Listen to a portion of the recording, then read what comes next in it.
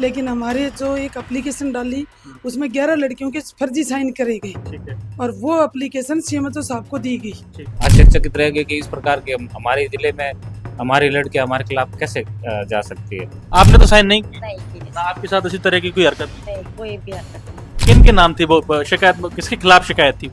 वो एक अपने एमडी सोनी सर और एक अजय कड़वासरा। 2008 से एनएचएम में हूँ, तो आज तक के मेरे कार्यकाल में मैंने तो आज तक है ना ऐसा ब्लंडर नहीं देखा जितना बड़ा ये हुआ है। हमने कोई एप्लीकेशन नहीं लिखी, वो एप्लीकेशन है उसके उस पर डिस्पैच नंबर है ऑफिस के उस एप्लीकेशन पर, लेकिन वो आई कहाँ से ये हमें नहीं पता। वो एप्लीकेशन सीएमएचओ साहब को किसने दी, लेकिन उसमें हमारे साइन थे, हमने नहीं लिखी। नमस्कार, आदित्य राम है मेरा और आप दा बवाल देखना शुरू कर चुके हैं। अभी कुछ दिनों पहले सीएमएचओ साहब को एक शिकायत दी गई थी जिसमें 8-10 जो एएनएम हैं उन्होंने ये लिख करके दिया था कि हमारे साथ सेक्सुअल हेरेसमेंट किया है। 2 व्यक्तियों के उसमें नाम थे, वो इसी विभाग के, उनसे भी मैं आपकी बात कर पाऊंगा। अब वो जो शिकायत करता है वो मेरे साथ में है और जो शिकायत जिनके खिलाफ शिकायत हुई है उनसे भी बात करवाऊंगा। तो इनसे जानते हैं क्या इन्होंने आरोप लगाए, क्या इसमें मिथ्यापूर्ण है या इसमें सही भाषण किया गया है। नमस्ते मैम। जी नमस्ते। क्या नाम है आपका? मेरा मंजू बाला। मैडम, जो 1 महीने पहले शिकायत दी गई थी तो उस शिकायत में आपके भी साइन थे? जी मेरे भी साइन है। तो ये किस ब्याह पे शिकायत दी थी, क्या मामला था पूरा? सर ये मामला का तो पता नहीं, लेकिन हमारे जो एक एप्लीकेशन डाली उसमें 11 लड़कियों के फर्जी साइन करे गए। ठीक है। और वो एप्लीकेशन सीएमएचओ साहब को दी गई। ठीक है। लेकिन वो एप्लीकेशन सीएमएचओ साहब ने हमारे बगैर, हमसे पूछे बगैर, मतलब एक उनको पूछना चाहिए था कि भाई ये सही है कि नहीं है, उसको सही नहीं करते हुए उस एप्लीकेशन को आगे भेज दिया गया, जिससे हमारी मतलब मर्यादा और हमारे मतलब कितनी मतलब उसमें गंदी लैंग्वेज लिखी हुई थी। लेकिन उसके लिए इन्होंने ये नहीं सोचा कि एक लेडीज के ऊपर इतने गंदे गंदे आरोप लग रहे हैं तो उनके घर में क्या होगा। नहीं तो जो 11 लोगों के नाम थे तो आप वो एप्लीकेशन आपने साइन करके दी थी या किसी और ने आपके नाम से साइन करके दी? हमने कोई एप्लीकेशन नहीं लिखी, वो एप्लीकेशन है उसके उस पर डिस्पैच नंबर है ऑफिस के उस एप्लीकेशन पर, लेकिन वो आई कहाँ से ये हमें नहीं पता। वो एप्लीकेशन सीएमएचओ साहब को किसने दी, लेकिन उसमें हमारे साइन थे, हमने नहीं लिखी। आपने लिखी नहीं? जी हमने नहीं लिखी, न हमने साइन करी। आपके साथ ऐसी कोई घटना भी नहीं हुई? न हमारे साथ ऐसा कुछ हुआ, न कोई घटना हुई। तो जो 11 लोग जो सूची में थे उसमें से किसी और ने दी हो? जी ये तो अभी सब मना कर रहे हैं कि हमने नहीं दी। अच्छा, तो इसमें फिर आपने सीएमएचओ साहब से मिले आप इस बारे में? जी मैं कल मिल के आई थी, उनका क्या उन्होंने कहना? कहा कि मुझे कुछ नहीं पता। अरे तो उनको शिकायत पहुंची, उनको पता कैसे? लेकिन हमें एसपी कलेक्टर मैडम आज 1 महीने से चक्कर काट रहे हैं। हाँ। आज एसपी साहब को फिर दोबारा ज्ञापन दिया है। आज उन्होंने पुलिस चौकी में हमारी वो करवाए बयान, और कलेक्टर मैडम के पास से हमारी कमेटी बैठाई है, उसमें भी हमारे बयान हुए। अभी उनकी आई नहीं है, उनमें क्या लिखा गया और क्या नहीं। जो एप्लीकेशन आपने दी थी उस पर कोई कमेटी बैठी, कोई जांच हुई, कोई प्रोग्रेस है उसमें? जी कमेटी बैठी है कलेक्टर मैडम की तरफ से। अच्छा। उसमें 11 लड़कियों के साइन गए, अब उसमें क्या है क्या नहीं है ये हमें नहीं पता। उसकी रिपोर्ट आई नहीं है? जी अभी उसकी रिपोर्ट नहीं आई है, कब तक आने की है? अभी ये तो पता नहीं। आप खुद जाकर के फिजिकली कलेक्टर साहब के सामने पेश हुए कि मैडम हमने ये नहीं दी है शिकायत? जी हम खुद कलेक्टर मैडम को जाके एप्लीकेशन दे के आए और हमारे साइन करके दिए लड़कियों ने। किन के नाम थी वो शिकायत, किसके खिलाफ शिकायत थी? वो एक अपने एमडी सोनी सर और एक अजय कड़वासरा। वो उनके स्टाफ के ही हैं? जी स्टाफ के ही है। अच्छा, तो आप उनके साथ इतने लंबे समय से काम कर रहे हो, आपकी किसी प्रकार की कोई दिक्कत उनके साथ, कोई शिकायत इस तरह का कोई उनका व्यवहार रहा हो? जी नहीं, कभी हमारे साथ उन्होंने न तो गलत कभी बोला। हमारे कभी आए तो वो सरकारी तौर पर आए और अधिकारियों से मिले, उन्होंने हमें कभी ऐसा कुछ नहीं कहा। तो ये फर्जी शिकायत? जी ये फर्जी शिकायत है। आपका भी नाम है मैडम उस शिकायत में? क्या नाम है आपका? मेरा नाम है गीता। अच्छा, आप भी एएनएम है? हाँ जी। अच्छा, कहाँ पोस्टेड है आप? मैं जावन जूनी में हूँ। यहीं हॉस्पिटल में? नहीं, जावन जाबन जून? जी। अच्छा। और तो ये इन सर का वहाँ जाना होता है कि नहीं, मेरे वहाँ तो कभी नहीं गए। कभी नहीं गए? तो फिर आपका कैसे हेरेसमेंट हो सकता है, गए ही नहीं? पता नहीं सर कैसे फर्जी साइन कर दिया मेरे को। आपने तो साइन नहीं किए नहीं की। ना, आपके साथ इसी तरह की कोई हरकत हुई? नहीं, कोई भी हरकत नहीं। आप भी कलेक्टर साहब के पास गई थी? अभी जो 11 लोग गए थे, हाँ, जब 11 लड़कियां थी तो हम भी साथ में थे। तो आपने साफ साफ बोल दिया कि हमारे साथ ऐसा कुछ हरकत नहीं। हमारे साथ में ऐसा कुछ नहीं। आज एसपी ऑफिस गए थे आप लोग? जी हम एसपी ऑफिस आज गए थे दोबारा। सर ने कहा कि ये श्री राम चौकी में आज हमारे बयान हुए, 2 जनियों के तो बयान हो गए, 11 लड़कियों में से 2 के हो गए, बाकी को ये कल बुलाने की बोल रहे हैं। ये कह रहे हैं कि बयान हो जाएंगे, उसके बाद में क्या डिसीजन निकलता हम करेंगे।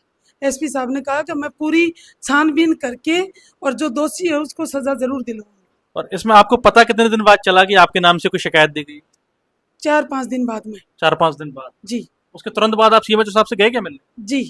क्या कहा उन्होंने? उन्होंने कहा मैंने कोई एप्लीकेशन नहीं लिखी। पल्ला झाड़ दिया। जी अब देखिए, सीएमएचओ साहब को एक एप्लीकेशन दी जाती है, 11 लोग पीड़ित बताई जाती हैं, 11 महिलाएं। सेक्सुअल हेरेसमेंट एक सेंसिटिव मामला है और महिलाएं कह रही हैं कि हमारे साथ ना तो हमने एप्लीकेशन दी, ना हमारे साथ इस तरह की कोई हरकत हुई है। खैर, मैं इस मामले का जो दूसरा पक्ष है, जो कल्पिक्ट बनाए गए हैं, जिन्होंने हेरेसमेंट किया है, ऐसा उस एप्लीकेशन में बताया गया है, उनसे भी बात करवाऊंगा। इस वीडियो में भी इतना ही। अब मेरे साथ में ये 2 व्यक्ति हैं जिनका उन एप्लीकेशन में कल्पिक्ट बताए गए कथित रूप से। अब इनसे जानता हूँ। सर, क्या नाम है आपका? मेरा नाम डॉक्टर अमृत सोनी, डिप्टी सीएमएचओ। डॉक्टर साहब, ये आप कहाँ किस डिजिग्नेशन पे पोस्टेड हैं यहाँ? Deputy CMHO Jaisalmer. Deputy CMHO. तो ये क्या मामला है, आपके हिस्से का पक्ष क्या है? मैं पता चला कि इस प्रकार की कोई शिकायत हुई है, तो हम तो आश्चर्यचकित रह गए कि इस प्रकार के हमारे ज़िले में हमारी लड़कियां हमारे खिलाफ कैसे जा सकती है। तो कुछ दिन में पता चला कि वो लड़कियां तो सब मिलकर ये कह रही है कि हमने ये नहीं किया। वो मंत्री जी से मिल रही है, कलेक्टर से मिल रही है, एसपी से मिल रही है। तब मुझे रिलीफ मिला कि हाँ, ये कोई फर्जी शिकायत हुई है। और फर्जी शिकायत हुई है तो फिर मुझे लगा कि जब ऐसी कोई शिकायत हमारे अधिकारी को मिली है तो उनको हमें एक बार बुलाना चाहिए था, बात करनी चाहिए थी, लड़कियों को बिठाना चाहिए था, भाई क्या बात है। कई बार किसी रंजिश या साजिश के तहत कोई कर देता है, बट ऐसा हमारे अधिकारी की तरफ से हमें कुछ बताया नहीं गया और उस शिकायत को जायज़ मानते हुए उसको आगे भेज दिया गया।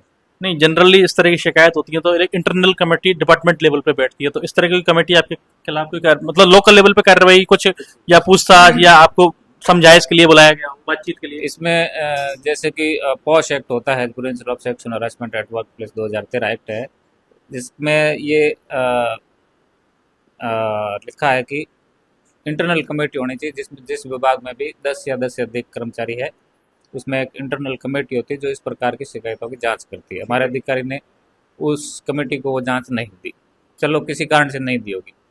तो हर जिले में पॉस एक्ट के तहत महिला अधिकारिता विभाग होता है, जिसका काम होता है कि इस प्रकार की शिकायतों पे काम करना, उनकी जांच पड़ताल करना। हमारे अधिकारी ने उस कमेटी को भी नहीं भेजी। इवन हमारे ज़िले में किसी को भी हमारे अधिकारी ने वो जांच या शिकायत नहीं भेजी कि इस प्रकार की कोई बात है। उन्होंने सीधे ही जयपुर और जोधपुर भेज दी। ये सारे चैनल जो थे 2-3 आपने बताया, सारे बाईपास कर दिए? सारे बाईपास करके भेज दिए, जिसके कारण हम ये मानते हैं कि पॉस एक्ट का उन्होंने उल्लंघन किया है, उन्हें ऐसा नहीं करना चाहिए था। अजय जी भी हमारे साथ में। सर, आप पे भी आरोप है। सर नमस्ते। आप किस पोस्ट पे हैं सर? मैं जिला कार्यक्रम प्रबंधक हूँ नेशनल हेल्थ मिशन से। और नेशनल हेल्थ मिशन के तहत हमारा यही काम रहता है, मॉनिटरिंग वगैरह, सुपरविजन और एनएचएम के पैसे का डिस्ट्रीब्यूशन। कुल मिला के ये जो सर ने जैसे बताया कि शिकायत जब आई तो हमारे को ऐसे लगा, क्योंकि 8 साल से मैं यहाँ पे नौकरियों में कर रहा हूँ, 2018 से मैं आया हूँ और 2018 से लगातार है ना मतलब सेवाएं दे रहे हैं और स्वास्थ्य सेवाओं के लिए अच्छा से करने की कोशिश कर रहे हैं। लेकिन पता चला कि वही ये है और उसके बाद में धीरे धीरे पता चला कि ना जो है वो शायद षड्यंत्र है या कुछ गड़बड़ है। उसके लिए फिर बात हुई, जयपुर भी बात हुई। मैंने मेरे आला अधिकारी से, क्योंकि मैं actually as a contract basis पे हूँ यहाँ पे, तो हमारे तो क्या है सस्पेंशन वगैरह का प्रोसेस नहीं है सीधा। इसमें तो क्या है, अगर फोर्स एक्ट के तहत मैं आता हूँ और अगर मैं गलती करता हूँ तो मैं टर्मिनेट हूँ। तो इस चीज़ों को देखते हुए मैं तो फिर ये कहूँगा कि एज ए सीएमएचओ मेरे यहाँ पे तो वही गार्जियन है। एज ए ऑफिस के अंदर अगर देखते हैं तो सीएमएचओ गार्जियन है। अगर वो चलो मेरे को बुला के पूछ लेते या मेरे से नहीं पूछते, सर से पूछ लेते या लड़कियों मतलब एनएम से पूछ लेते कि भाई ये शिकायत है ये और ये डीपीएम बैठा है तो आप बता दीजिए, मतलब मेरे से नहीं 1-to-1 कर दे। 1-to-1 कर लेते या फिर 1-to-1 भी छोड़ो, आप अकेले पूछ लेते। वो अगर क्लियर होता तब आगे के प्रोसेस करते।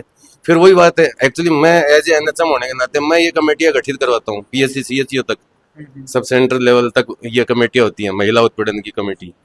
उस कमेटी को मैं जब ना फील्ड में बनवा रहा हूँ, उन्होंने खुद की ना सीएमएचओ ऑफिस में, हमारे ऑफिस में नहीं बनाई। ना बनाई तो चलो बनाई होगी, नहीं बनाई और उसमें नहीं दी, उसको छोड़ो प्रशासन को नहीं दी। कलेक्टर मैडम है, उनको आप अवगत कराते, कलेक्टर मैडम को बोलते कि भाई उन्होंने लिखा है या फिर कहीं बयानबाजी आ रही है कि वो समकक्ष है इसलिए मैं नहीं कर सकता, तो समकक्ष उनके होंगे, सर हैं उनके, मैं तो उनके अधीन हूँ। और उसके अलावा से कलेक्टर मैडम कर लेते, कलेक्टर के थ्रू कर लेते, जेडी साहब से मार्किंग हुई है तो जेडी साहब कर लेते। भाई अगर सीएम साहब कहते हैं कि मैं तो जेडी को दूंगा, तो जेडी साहब है ना वहां से जांच भेज देते, जॉइंट डायरेक्टर जोधपुर लगता है वहां से आ जाती। उन्होंने ये सारे स्टेप क्लियर करके उन्होंने डायरेक्ट पीएचएस मैडम तक और मंत्रियों तक, मतलब जयपुर स्तर पर जो हाई लेवल की कमेटी की कमेटी मतलब भिजवा दी। और वो कैसे भिजवाई है, क्या भिजवाई, वो अभी तक किसी को नहीं पता। अब कुल मिला के अब ये बात आ रही है कि भी ये हुआ तो किसने किया और किस लिए किया, मतलब कुल मिला के हम ये तो बहुत बड़ा ब्लंडर है। ब्लेंडर क्या है, मतलब आंखें बंद कर रखी हैं सबने। अब यही चीजें 13 तारीख को एनएम्स ने दे दिए, ज्ञापन दे दिए, एसपी साहब को दे दिए, कलेक्टर मैडम को दे दिए, सब कुछ हो रहा है, लेकिन अभी तक कुछ नहीं हो रहा। मतलब इसके ऊपर फिर है ना वही है कि प्रक्रिया को रोक लो। ऐसा तो नहीं है कि इन 11 एएनएम ने पहले शिकायत दे दी हो, अब इन पर कोई दबाव डाल दिया गया? ना, ऐसा अगर होता तो ये महीने भर से दबाव, मतलब या फिर ये तो एनएम ही बता पाएंगे। मतलब कुल मिला के इसके बारे में तो अब मैं तो क्या बताऊं, क्योंकि मैंने तो ऐसा कि अभी तक आज 8 साल के या 8 साल के क्या 2008 से एनएचएम में हूँ, तो आज तक के मेरे कार्यकाल में मैंने तो आज तक ना ऐसा ब्लंडर नहीं देखा जितना बड़ा ये हुआ है। जैसे आपका जो बवाल, नाम ही बवाल है, तो ये बवाल इन्होंने क्रिएट ना जो खुद नहीं किया है या हुआ है, उस बवाल को अपन ना आप कैसे जस्टिफाई करें। तो कुल जमा आपका ये कहना है कि आप दोनों बिल्कुल निर्दोष हैं और निष्पक्ष इस मामले की जांच होनी चाहिए? जी, निष्पक्ष जांच हो। और हमारे को है ना, हमारी जो मां नानी या हमारे भी रिश्तेदार हैं, बच्चे हैं, यही हैं, सब हैं, गंभीर आरोप है, पारिवारिक प्रतिष्ठा पे हानि और आप अगर वो पढ़ेंगे एप्लीकेशन, आप भी ये सोचेंगे कि यार इतना लिखना, मतलब कोई एनएम इतना नहीं ले सकती, ये कोई वकील ने या किसी से उसमें भी किसी प्रोफेशनल से लिखवाया गया। मतलब ऐसे ऐसे शब्द हैं जो मैंने नहीं सुने आज तक। मतलब पता नहीं कुछ भी है ना, अजीब टेक्निकल टर्म्स हैं। ये मामला सीएमएचओ साहब के खिलाफ है। खैर इसमें सत्य क्या है ये तो अनुसंधान के बाद पता चलेगा, लेकिन पीड़ित पक्ष स्वयं ये कह रहा है कि मैं पीड़ित हुई नहीं, ये शिकायत सिरे से फर्जी है। ये दोनों भी जो इनको कल्पित बताया गया है, ये भी इन आरोपों को खारिज कर रहे हैं। तो मेरी गुजारिश रहेगी एसपी साहब से और डीएम मैडम से कि इस मामले की गंभीरतापूर्वक निष्पक्ष रूप से जांच करवाई जाए, तभी सत्य सामने आ पाएगा। इस वीडियो में अभी इतना ही, और अपडेट इस खबर के बीच में हम आपके बीच में लेकर के आएंगे। आप देख रहे हैं दा बवाल, मैं आपका होस्ट आदित्य, शुक्रिया।